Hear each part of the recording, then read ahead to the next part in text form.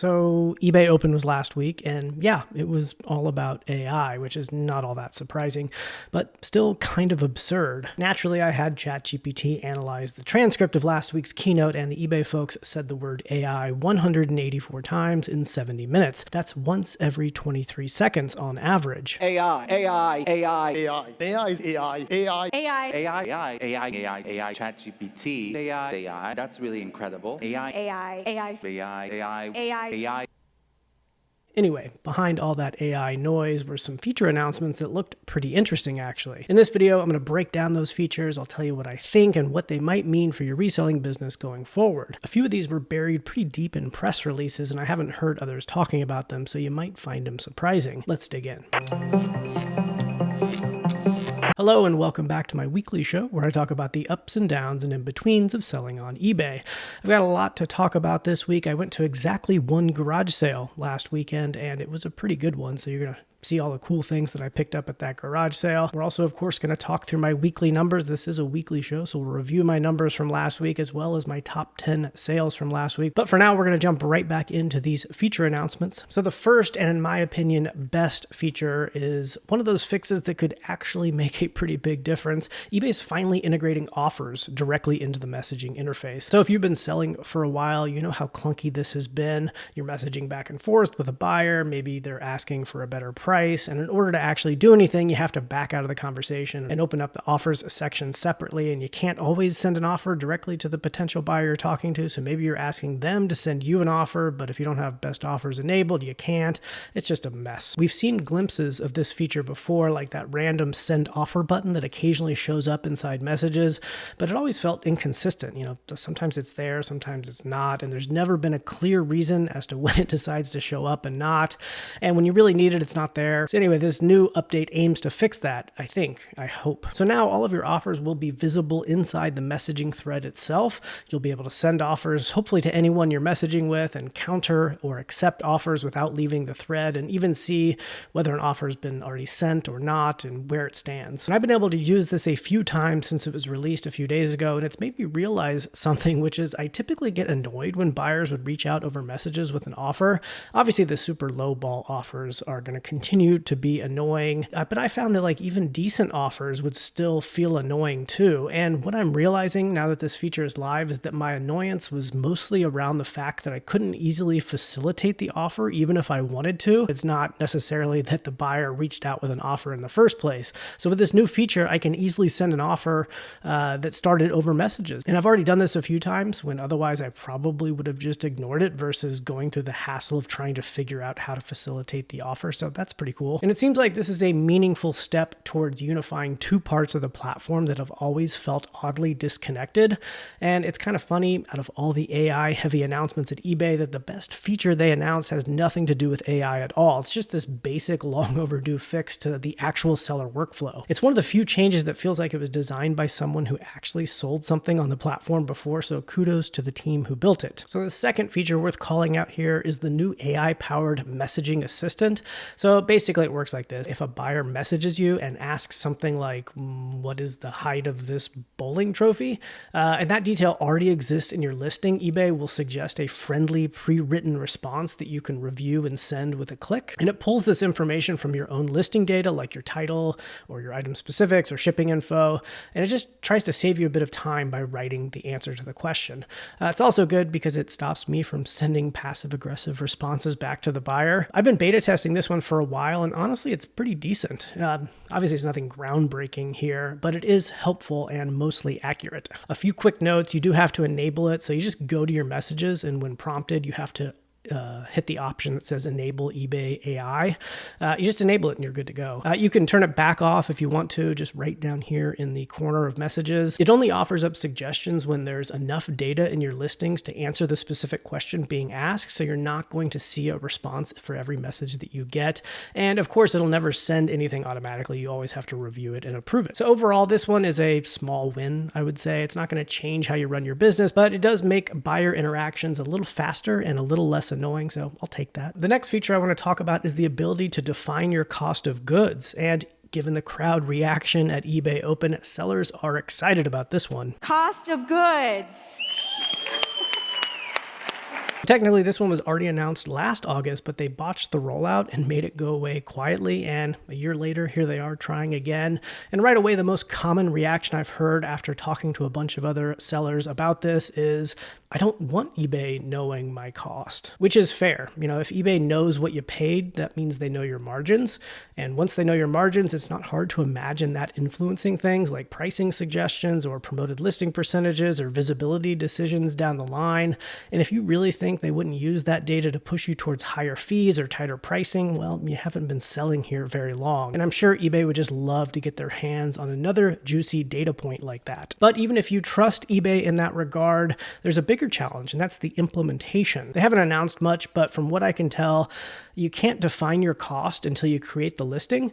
But in the real world, you incur the cost when you buy the item, not when you finally get around to listing it. And while we all tell ourselves we'll list what we buy right away, the reality is we don't, which means all that inventory sitting in your death pile doesn't just sit unlisted. It doesn't exist at all from an accounting perspective if eBay's system is the only one you're using to track your costs. Plus, if you don't list what you buy right away, you'll need some other way to remember what you paid for it by the time you get around to listing it. Second, there's no option, at least that I've been able to see, to define a purchase date. And without that, your numbers may look right on the surface, but they're missing a crucial detail. And whether you're using the cash or accrual inventory accounting method, knowing when you bought something matters because it's what allows you to calculate your starting and ending inventory values, which the IRS asks for when filing for taxes. This is especially important if it crosses into a different tax year, like you buy something in 2025 and sell it in 2026. That date reflects how it gets reported. So just knowing what you paid isn't quite enough if you can't tie it to a timeline. So you're going to need to store that data somewhere else if your goal is accuracy and being fully tax compliant. And what happens if an item gets damaged or returned or you redonate it?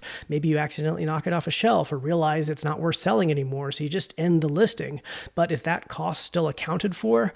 Probably not, because eBay deletes ended listings from your account after a few months. So the cost data for any item you remove from your store without a sale vanishes unless you're tracking it somewhere else, which means you'll end up paying more in taxes than you should be. Multi-quantity and variation listings add even more complexity here. For example, you might buy 10 units of some item on one day at one cost and another 5 units of that same item on another day at a different cost. Does eBay's solution handle that level of granularity? They haven't said, but I doubt it. And if you relist or sell similar on a listing, does that original cost carry over to the new listing? Maybe, but maybe not. We'll have to see. If it doesn't, you're going to have to re-enter your costs every time you end and relist an item. If it does carry over, that's risky too, because many sellers use the sell similar function to, well, sell something similar but different. And if that cost field does carry over, you're now logging the wrong cost to the new item, perhaps without realizing it. Or what if you buy in bulk, like storage units or junk cars from salvage yards to part out, and you don't know what you paid for the individual items, only what you paid in total? Or what if you're selling on consignment? I could go on. Even if eBay delivers on what they've announced here, it's just a surface level solution, because building out robust accounting tools isn't their core business. Their core business is getting sellers to list more and getting buyers to purchase more. Helping you manage your books or prep for taxes doesn't really serve that goal. So my guess is they're going to roll out a version that looks helpful on paper but lacks depth, and then just move on, because solving accounting pain isn't what drives their revenue. Listings and sales do, and you can't really blame them for focusing on that. And obviously I'm a bit biased here, but all of this is exactly why we built Flipwise in the first place, because it's not as simple as just recording your costs. This stuff is super complicated and hard to get right, and trying to manually track all of it in a spreadsheet or inside eBay's limited fields is really difficult if your goal is accuracy without going insane. A single COGS field tied to a single listing is never going to give you the full picture, unfortunately. I wish it were that easy. So while it's nice to see eBay acknowledge the need for better financial tools, it still leaves a lot to be desired. At best, it's a surface level accounting tool, and at worst, it reveals your margins to eBay to be potentially used against you while giving you a false sense of confidence, not just about tax filing, but about your numbers in general, because simply knowing how much you paid for something you listed and sold on eBay only gives you a small piece of the complicated accounting and tax puzzle. So there are a few other smaller announcements eBay made last week that are also worth mentioning. Starting in October, eBay's rolling out a small but important policy change around item not received claims. This time it's actually seller friendly, so that's good. If you ship on time using eBay labels with tracked shipping and a buyer gets refunded because the package was delayed but does eventually arrive, eBay says they're going to reimburse you for the refund and remove any negative or neutral feedback tied to that delay. Basically, if you did everything right but the carrier is the one that dropped the ball, you won't have to eat that loss, which is nice. The next one is really good. Also starting in October, eBay's finally enforcing no returns accepted for items listed as 4 parts or not working or as is. Buyers are going to see a new message on these listings at every step of the buying process, and remorse returns will be fully blocked in that scenario. Also, item not as described claims are going to require stronger evidence, and this is the great part, the return window for as is listings drops from 30 days to 3 days, which is awesome. So if you list things as is for parts, this is a huge improvement, and I'm really looking forward to this one going live in October. Finally, they're also going to start giving all sellers positive feedback automatically if buyers don't. So if you ship with tracking, the item arrives on time, and the buyer doesn't complain within 7 days, eBay is going to automatically leave you a positive review on the buyer's behalf. This is actually something that's been in place already for new sellers with less than 10 feedback, but it sounds like eBay is extending this to all sellers regardless of how much feedback they have, which is nice. So that about wraps up the interesting announcements from last week's eBay Open 2025. And I think there's some pretty good announcements. There's some I'm definitely looking forward to. But how about you? Which of these are you looking forward to the most? All right, let's move on. This past weekend, I went to exactly one garage sale, and it was a doozy. I ended up buying a ton of stuff, so let's check out everything I picked up. There's some really cool stuff in here. So starting down here, this is a Days of Thunder flag from the movie with Tom Cruise. It was dated 1990 in the corner. It looks like it's not in super good shape.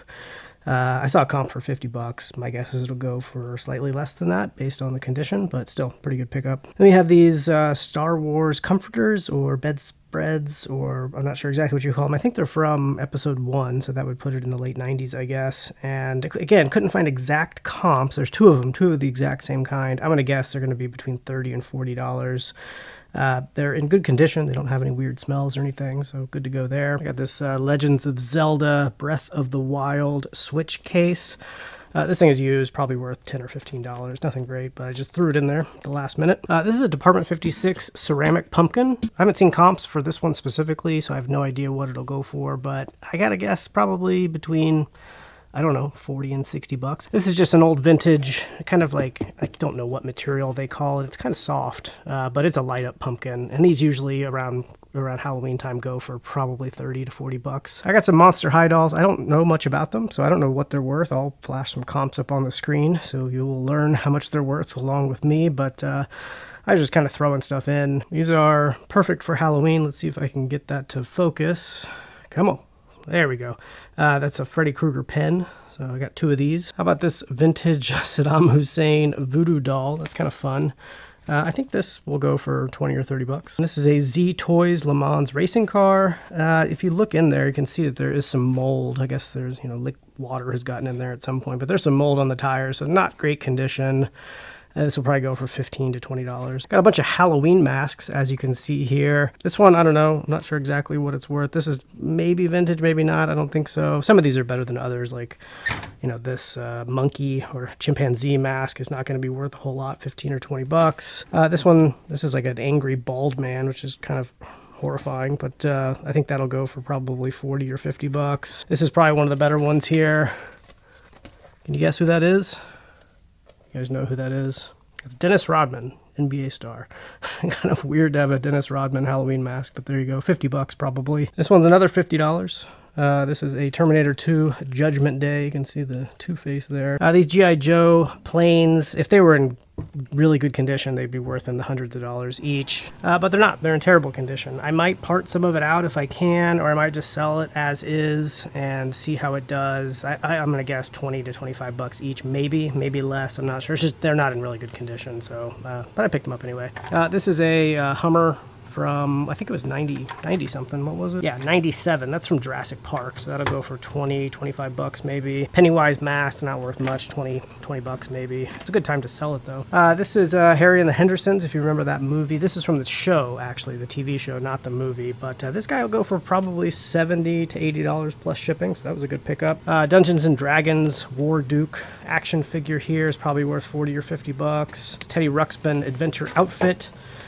New in the package is probably worth maybe $20 to $30 as well. Right here, this is one of the best pickups here. This is a Christian Dior Barbie doll, brand new. It's like in the packaging that it was mailed out in, and so never been opened. This thing should go for probably around 200 bucks is my guess. So this will pay for the whole lot. And then finally, this Lionel train. It looks new in the box, but it's not. It looks like it's been taken out. So I think this will be at least $100, if not a little bit more than that maybe. So all of this stuff I got from one garage sale, and I paid $100 total. And so I don't know how many pieces are there. I don't even know.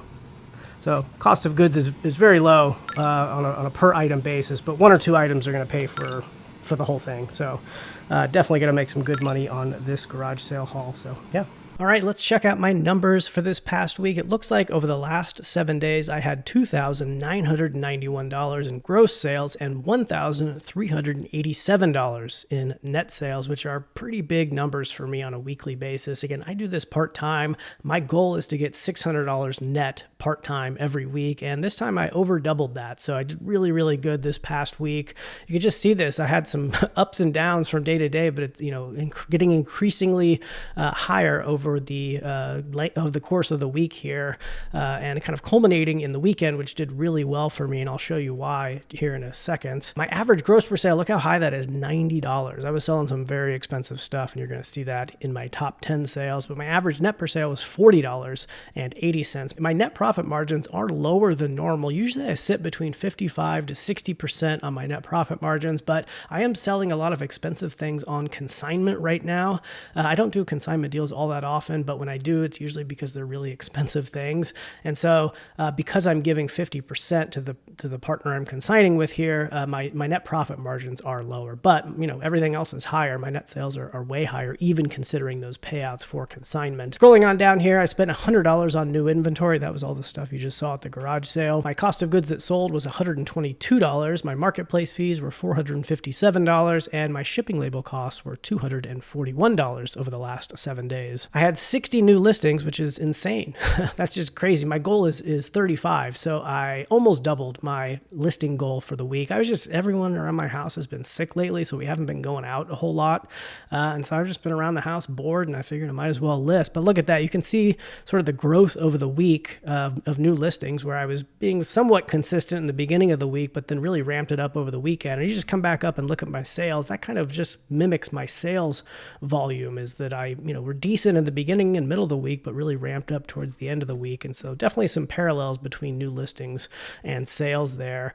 But the total number of sales were 33, so it wasn't super high, but those are some very high dollar sales, which you're going to see here in a second. My average time to list was 1 day. That's because most of what I listed over this past 7 days came from the garage sale that you just saw, and I listed those basically the same day. My average time to sell higher, so I was selling some older inventory at 6 months, and my return on investment was 603% of the last 7 days. Let's take a look at the top 10 sales for the past 7 days. Coming in at number 10, you just saw this in the garage sale video, this 1984 G.I. Joe Rattler Warthog jet plane. I got 2 of these. You saw this one is kind of the worst of the two. You can't really see it in this picture. I did take close-up pictures, but the back wing was cracked, so it would have required quite a bit of work to get this back up and running to its original state. So I sold it for a lower amount, $19.99 plus $6.99 in shipping, so $26.98 total. It did take 7 hours to sell, so it was very quick. I picked it up at that garage sale. I did give it a $3.45 cost of goods, which came in at a net return of $11.26. So even these old G.I. Joe pieces, even if they're missing pieces or even broken, they're still going to be worth some money for collectors who are looking for pieces or looking to restore one. That was probably the case here on this G.I. Joe Cobra Rattler jet plain. Coming in at number 9, these Patagonia swim trunks. I bought these at a garage sale not that long ago. It looks like about a month ago for $3. They sold for $31.98. That's $24.99 plus $6.99 in shipping. The net return on this one, $19.94. Anytime I see Patagonia stuff, I'm almost always picking it up, assuming the price is right. And this one was definitely right at $3 for a pair of pretty like new swim trunks. What were they? XL. It's also a good size. So did take a month to sell. I'm glad it sold right now because we are getting towards the end of summer. And if I didn't sell it this summer, there's a chance it could have been hanging around for a longer time. But glad to get these out the door for the 9th best flip of the week. Coming in at number 8, this is an interesting one. I don't do a whole lot of retail arbitrage where you buy stuff at places like Walmart or in this case, TJ Maxx. But every once in a while I do, typically just because I'm out shopping at these places anyway, and I can just never turn off my reseller brain. And so these were at TJ Maxx, and I bought 2 of them a while ago, back in 2023. So they took a while to sell. They were only $6.75 each, and it looks like I just finally sold the last one here this past week for $44.99. The net return was $25.81. I wonder, I bought other stuff at TJ Maxx. I can just see here. It looks like I do have at least one thing left at $49.99 listed, and I've made $178.48 at TJ Maxx, which is not bad. Again, I'm not going out to TJ Maxx specifically to source new inventory, but if I'm at TJ Maxx, I'm definitely going to be looking around and scanning a few things. So it's nice to just turn a shopping trip into something that might make a little bit of extra income. And in this case, almost $200. So not bad. Coming in at number 7 are these Lululemon pants. These are men's XXL jogger pants. Where did I get these? I got these out of a bulk buy. It took about a month to sell for $46.98. That's $39.99 plus $6.99 in shipping. The net return on this one was $30.04. Lululemon's a great brand to look out for. They can be hard to identify. Not a whole lot of logos. You have to find a very tiny logo. Usually the giveaway for me is the tag. If the tag is still there, it's usually this like white long blank or weird looking tag. So keep an eye out for them.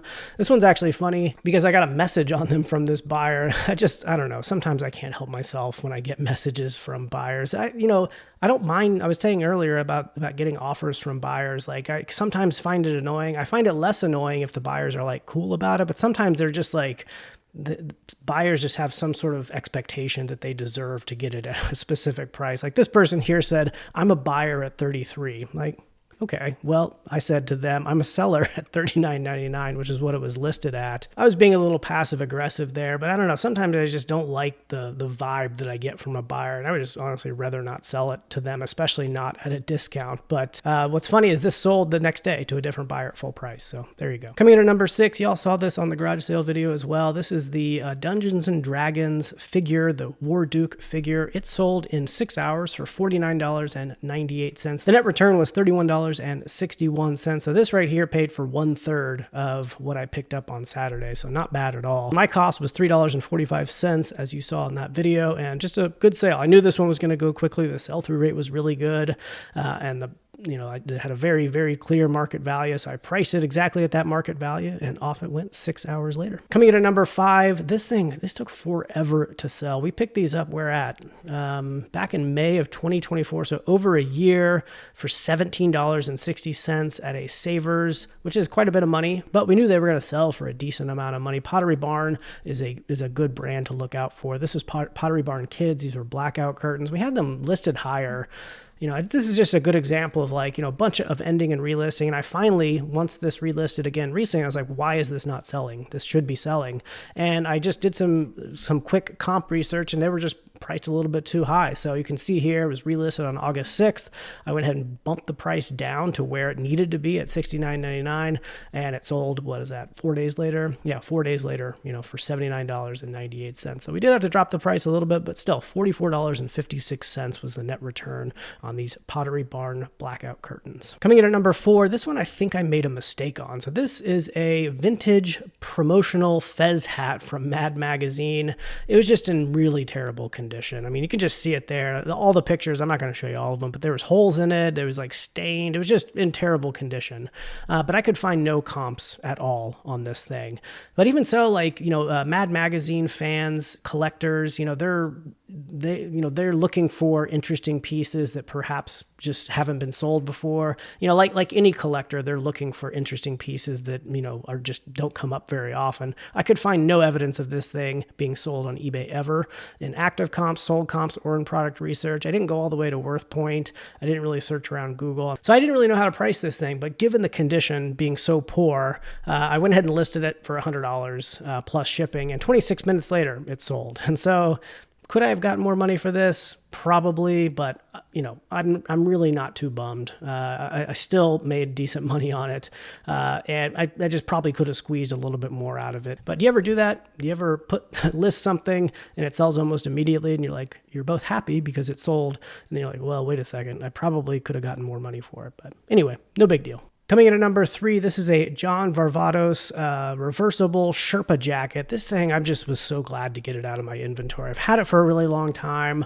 I sold it once. It got returned, so I relisted it, and somebody sent me an offer, but it was like 80% off or something. I can't remember. I think it was listed at $200. Was it? Yeah, $200.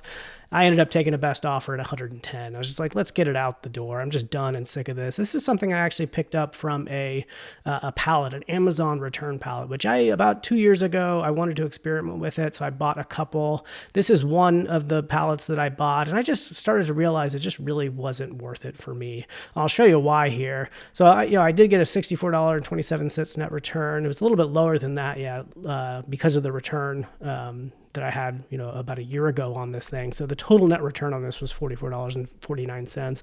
But if you look at the pallet in total, so here's everything I bought from the pallet. 36 items came off of this. I paid $545 for it. Looks like I still have a little bit listed that hasn't sold yet. But my net return on this was $551.34. So it is, that's not bad. I'm not saying, 100% ROI is bad. It's decent. Don't get me wrong. But if my average ROI across the board is about 600%. And doing these pallets, these return pallets, is a lot of work.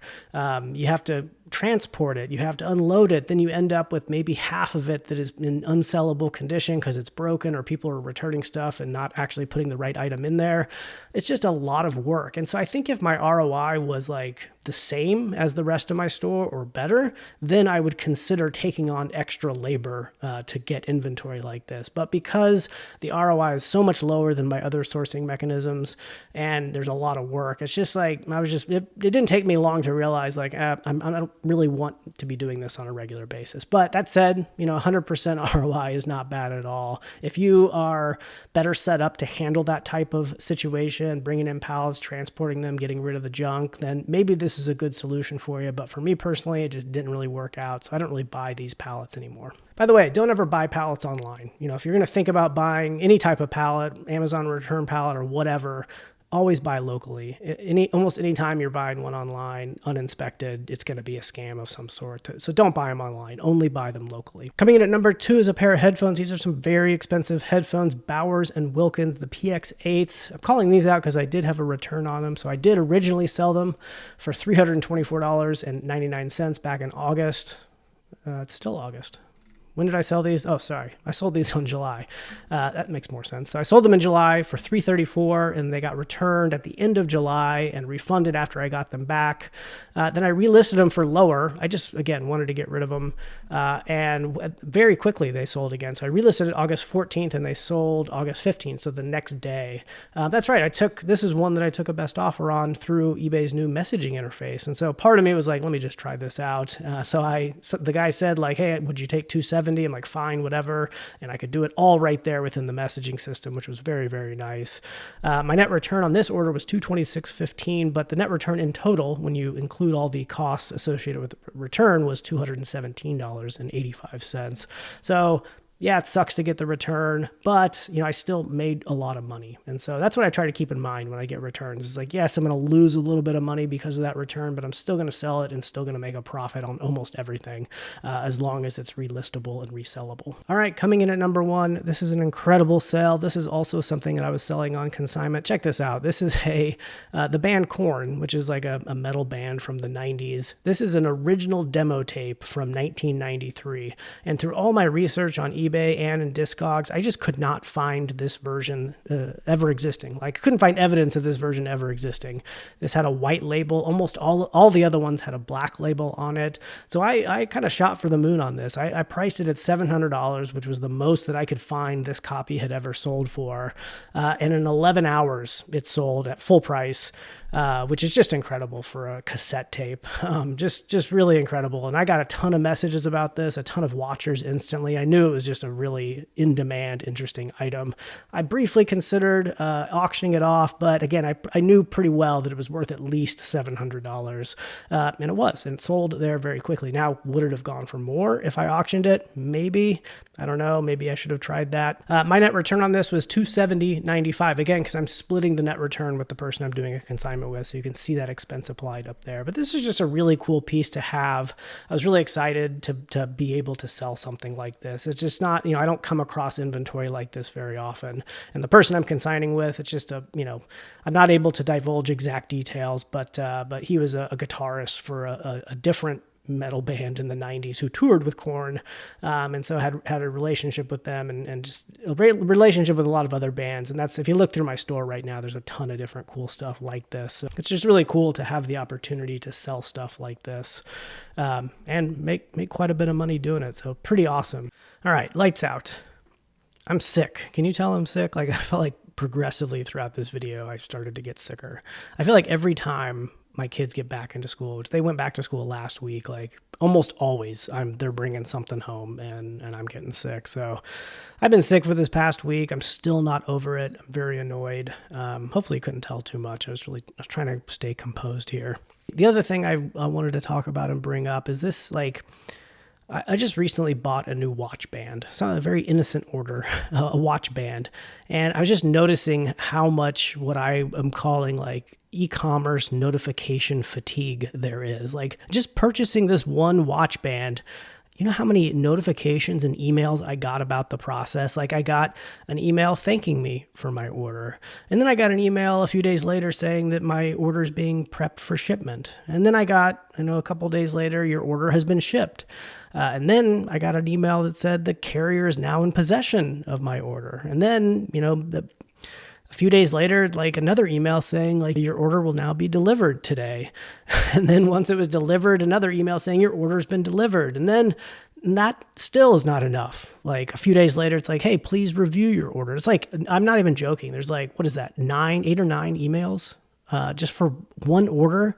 And so if you're buying multiple things online, at any given time, which many of us are, like your inbox and notifications are just filled with garbage. And that just leads to this sort of like e-commerce notification fatigue. I've noticed eBay is like ramping up this type of like granular updates to your order emails and notifications as a buyer. It's just like, I think we got to dial that back. It gets really annoying. Like, let me know that I ordered something.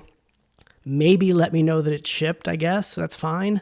And then, let me know that it's been delivered, I guess. Those are the important ones. Everything else, like, just leave me alone, Just let me live my life. Quit telling me about every minute change in the order status, because I just don't care. But anyway, that's all I got. Thanks for watching. We'll see you next week.